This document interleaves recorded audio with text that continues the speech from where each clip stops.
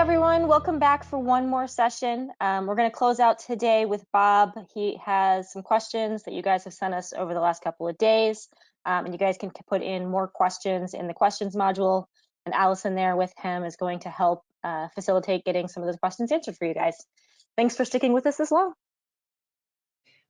Here's actually, I want to ask a question that I don't know the answer to, and it's, so Johanna started exactly at 4 o'clock, and she was going by her Apple phone. 4:30. At 4:30, sorry. And see, this is, I wonder if it's the same as Google phones. Like, Matt Avery, you and I are going to have to sync up on this. But thank you everybody who has attended the past couple days. We really appreciate and feel like really gratified because we work really hard to build all this technology, and we work really hard to try to help our customers. And it's great to see so many people come and try to learn more and share their experiences with us and everything. The panel this morning was really fabulous. We got some great input there from great customers. So that at the end of our usual symposiums, I usually get up and people ask me random questions. So feel free to ask random questions in the questions box, and then Allison will read them to me, and we'll make up answers if we have to. Or I mean, that's basically what we do all the time. Exactly. It's, yeah. Also, just for people who don't know us, Bob is my father, which is why I'm in the same room as him. This is Yeah. Yeah, and she's my daughter. Yeah, and I'm his daughter. So to start off this Q&A, I guess let's talk about examples of any large races that are happening this spring or later this year that you know of. You know, what's kind of interesting, and this is one of the, like, we call them green shoots here. We see little things that pop up that kind of give us confidence that normal, or kind of a new normal, will return.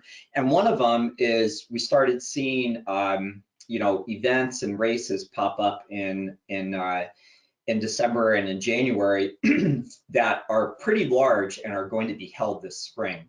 So, like, just to name some off the top of my head, like, I know Woodlands Marathon, they're in Texas, okay, so it's going to be a little bit regional. But they're actually going, and all these races are at least a couple thousand plus people. They're going to go in February. I think Glass City in Toledo is going to go in April. Kentucky Derby Festival is going to go in April.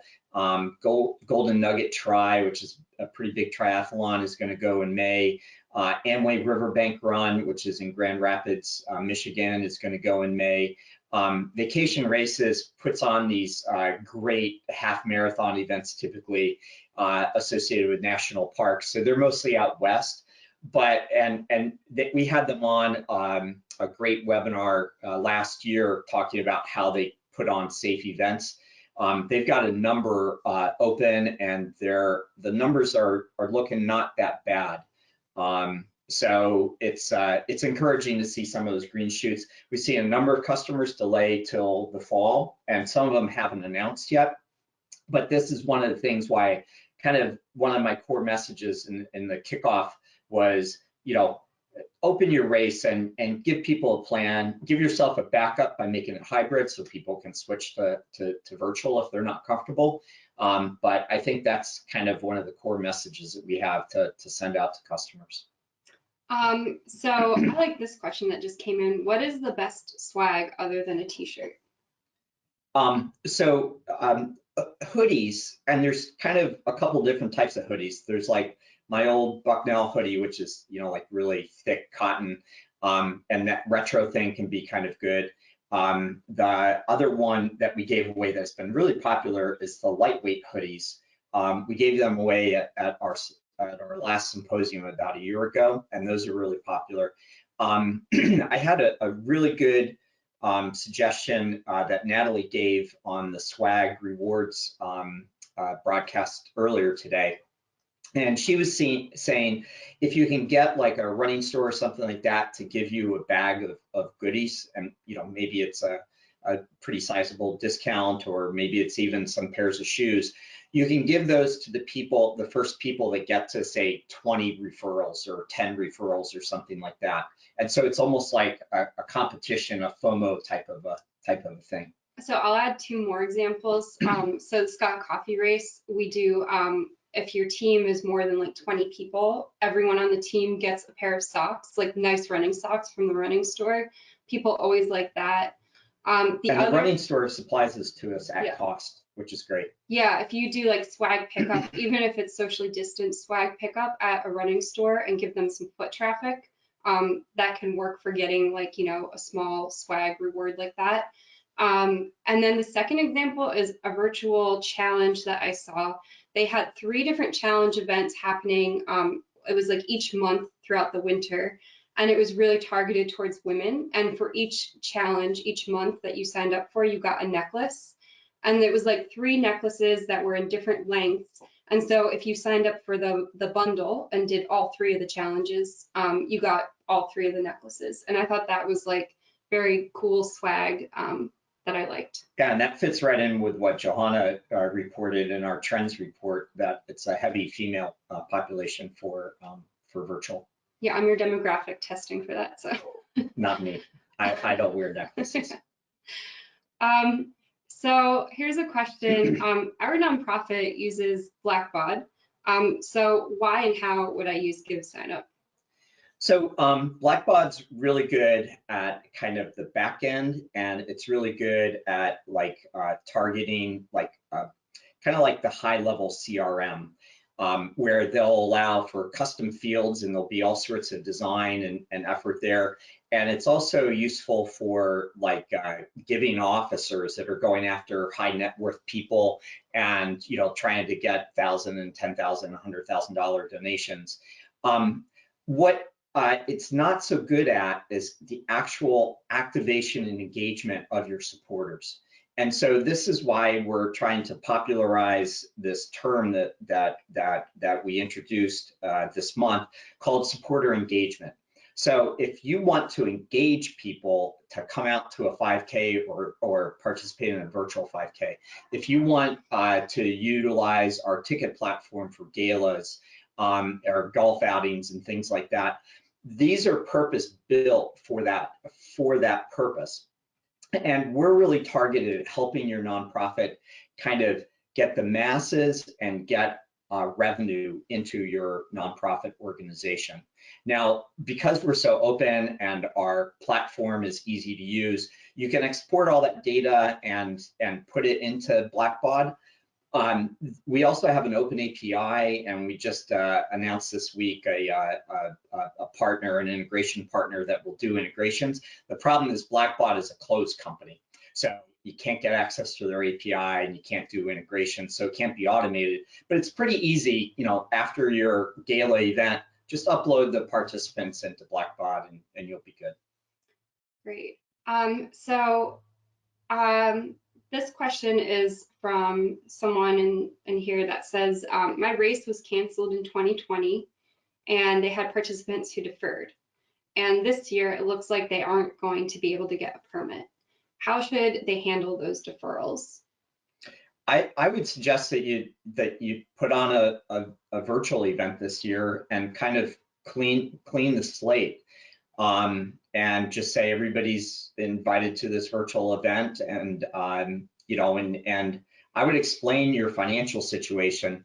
One of the things that we learned through the pandemic, especially in March, April, May timeframe, is that participants were just enormously supportive of their organizations. A lot of our customers are nonprofits, so basically they turn their reg fee into a donation. If you're not a nonprofit, people are still supportive. They've come out to your event and things like that, and maybe you can offer them something in the future. You can certainly offer them a deferral to the next year if you can afford that financially. But we're seeing some events just kind of clean the slate. Yeah, really clear, transparent honest communication, I think, works best, including for for-profit races. People want to make sure that you can do races in the future. So we've seen people be pretty understanding. Speaking of clear, honest communication, did you take that last cupcake? So weird. We don't even have cupcakes here. I know, that's because you took them. So staying on the trend of virtual races, what are your thoughts about virtual race fatigue?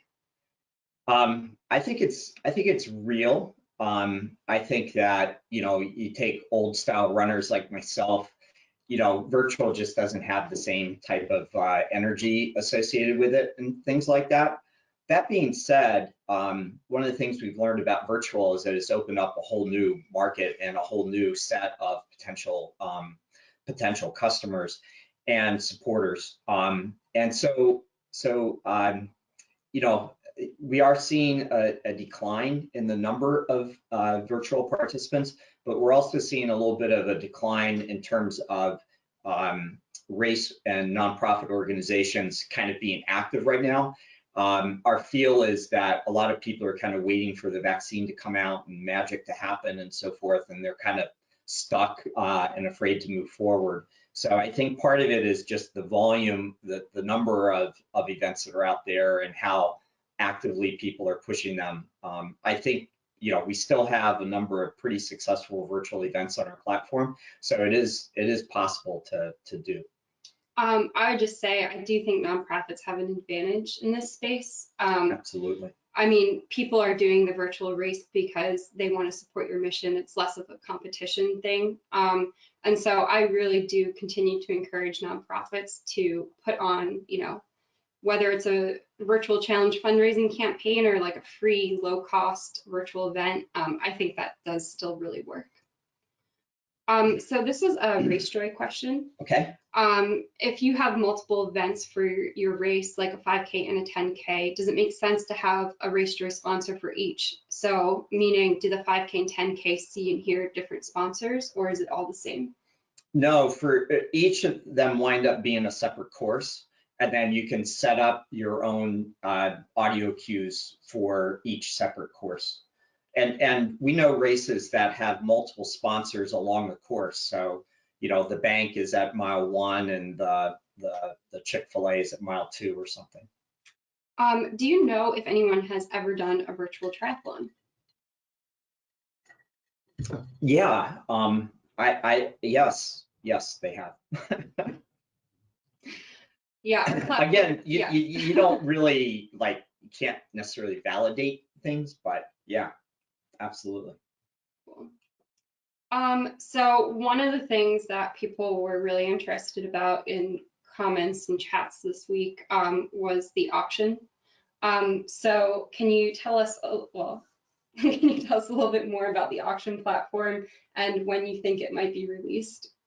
So we actually have an employee at RunSignup, Melissa, and she used to actually work at 501 Auctions. And the model for those auction software companies was very high touch. So Melissa actually would go around every weekend to a different nonprofit event and kind of organize the auction and things like that.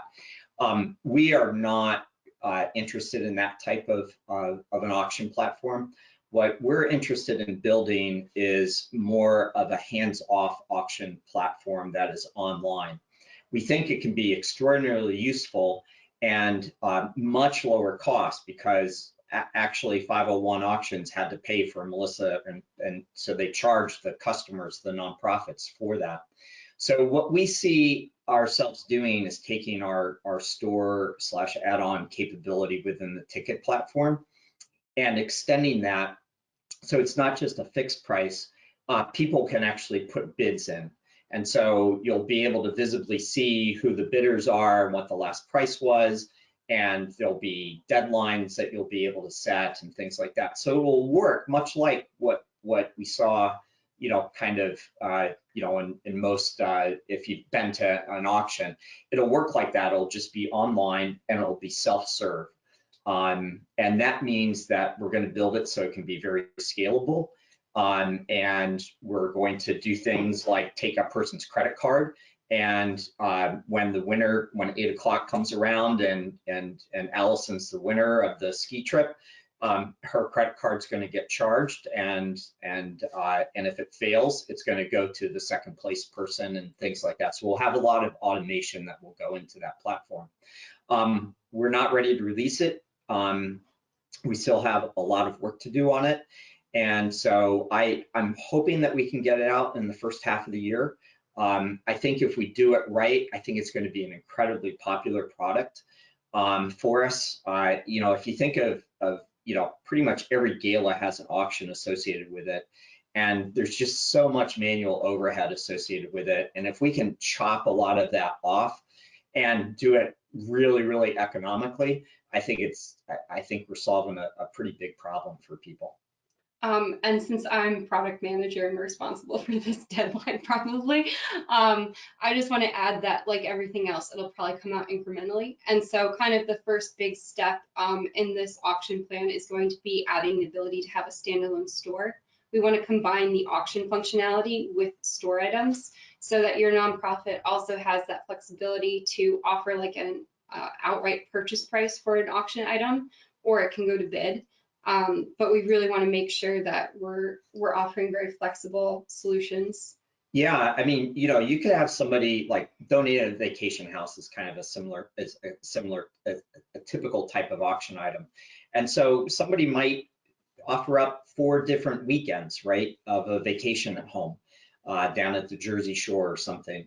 And so you could offer 4 of them, right? It's not just a single one, and you could offer at a minimum price of, you know, $2,000 or something like that. So this is going to be a really fun project to develop, and you know, as we get into the depths of it, we'll be putting out, you know, as Allison said, incremental releases, and looking for your feedback.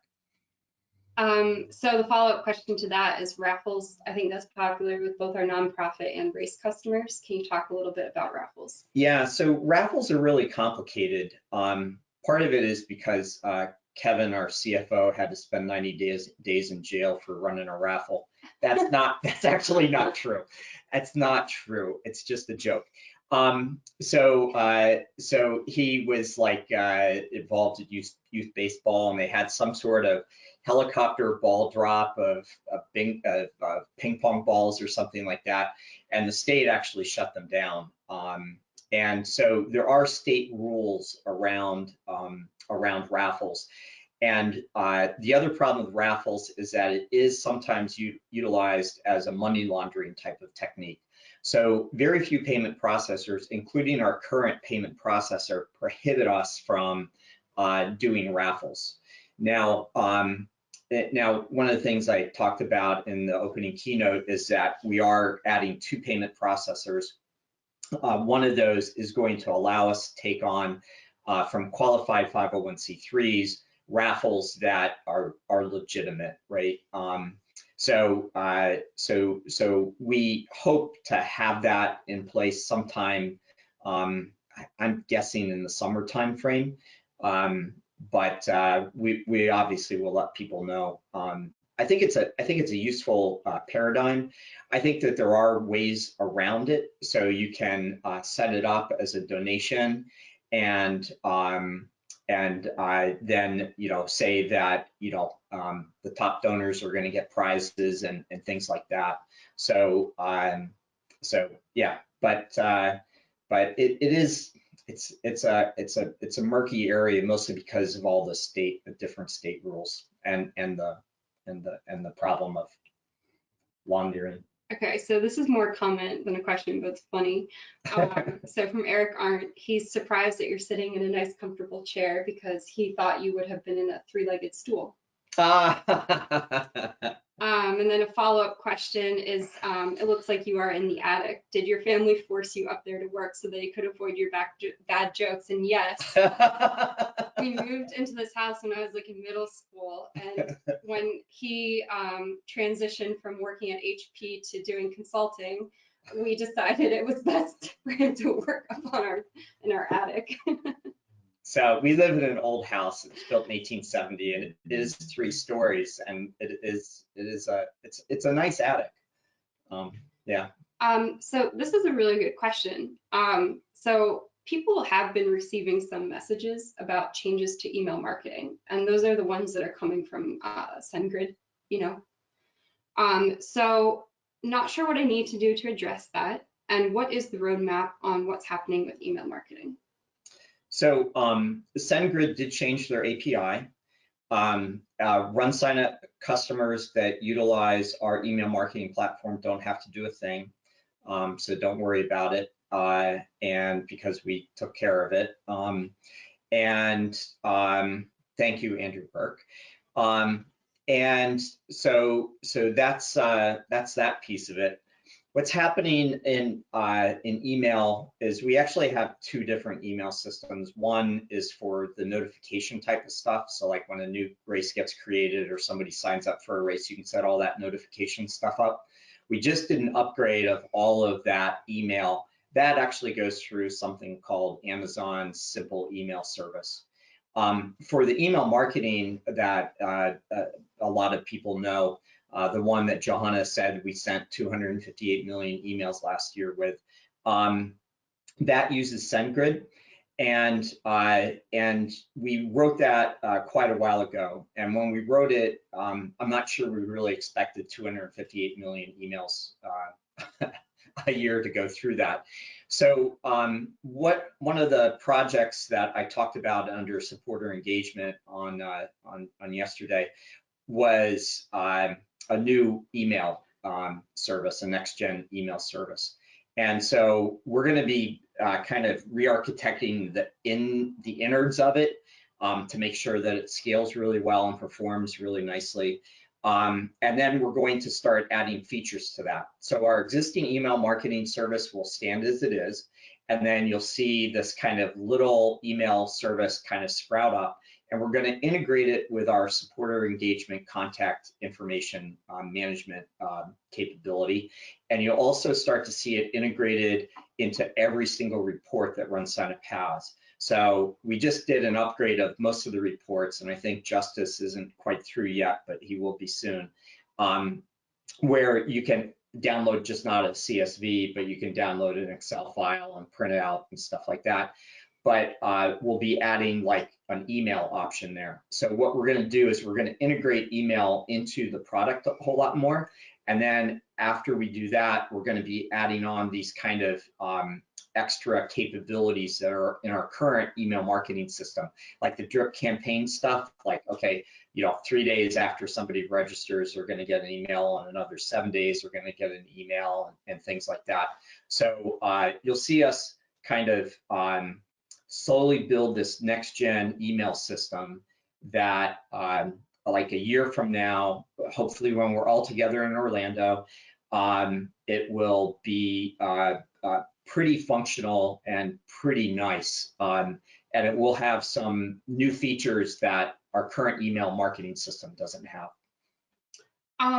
So this is a question that we got a lot this week, and we consistently get from our customers is, do you have an integration with, let's just say, my CRM, whatever that may be?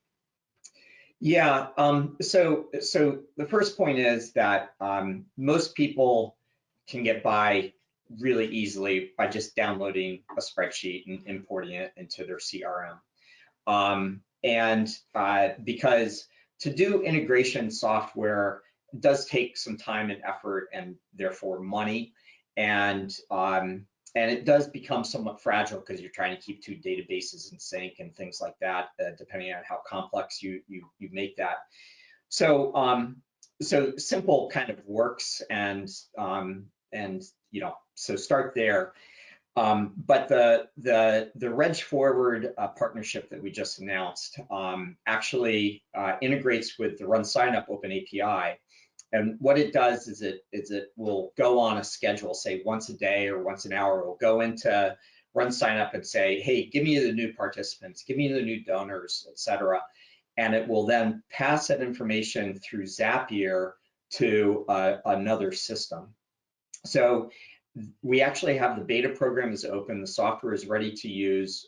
It's been sampled by a couple of different third-party CRMs like Salesforce.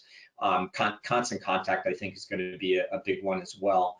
And it's kind of simple, and it's really targeted at getting your contact information over to the CRM so that you can manage everything in your CRM.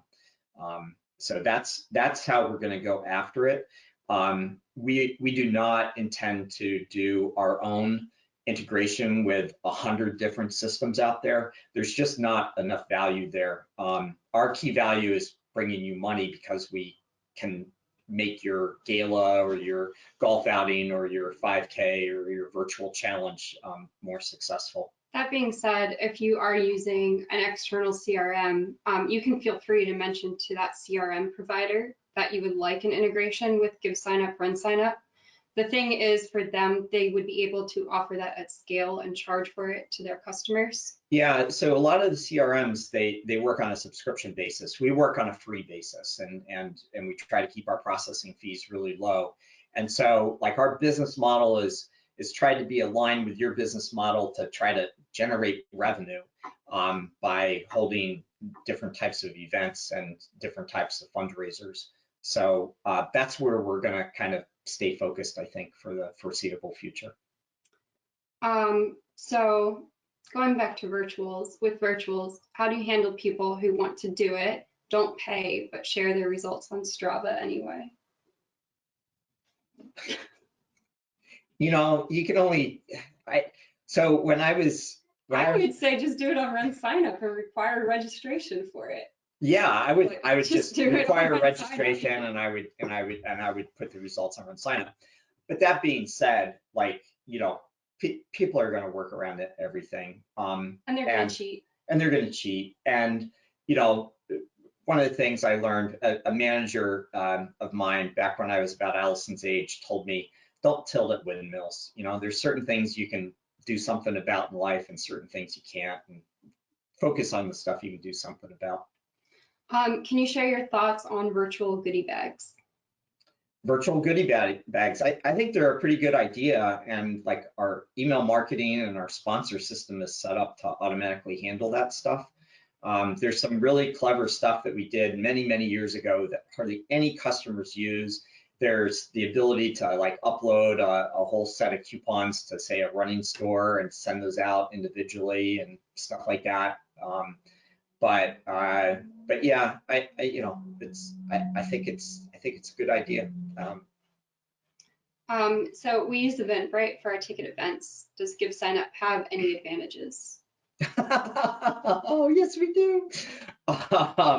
Yeah, so one of our observations, and one of the reasons why we're creating GiveSignup, is that there's a problem for nonprofits.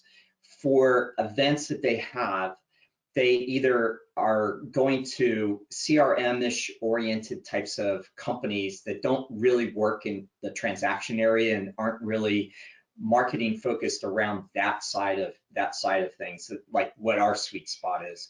And then you've got kind of generic platforms like Eventbrite or ShowClicks or things like that. And those platforms are not targeted at nonprofits. Here's like, and we talk to a lot of nonprofits, and a lot of them are using Eventbrite. But you ask, hey, are you asking for a donation, and do you have donation levels, and can you do things like e-cards and things like that while they're buying a ticket? And they say, well, no, Eventbrite doesn't do that. Can you offer a donation discount so that, if you give $100 instead of paying $25 for the ticket event, you pay nothing maybe. So our software does that. You've heard a lot of discussion about referral rewards this week. Our ticket platform does referral rewards. One of the big reasons why I got into this business to begin with is that I did not like the business methodology of other registration companies, and I thought that they were missing something in terms of how they took care of customers. And when you go to an Eventbrite page, this is one of the things that bugs me about them, they advertise other events on your page.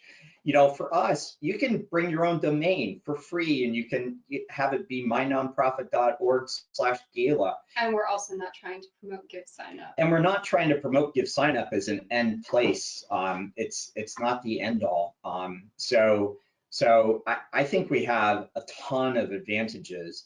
The problem is that, you know, nonprofits aren't really having very many events right now. But I think that as live events come back, our ticket platform is going to, it's going to really do well in the nonprofit arena. All right, so we'll do 2 quick questions to wrap this up. So Chris wants to know what our astrological signs are. I'm an Aries. I'm a Pisces. So there's that. And then to wrap it up with one final question, what do you think is the most important lesson from this week?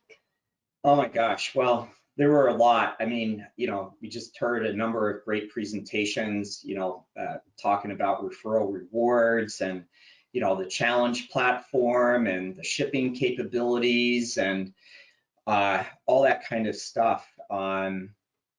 But I sat in on a presentation that Jake and Chris were doing about virtual races.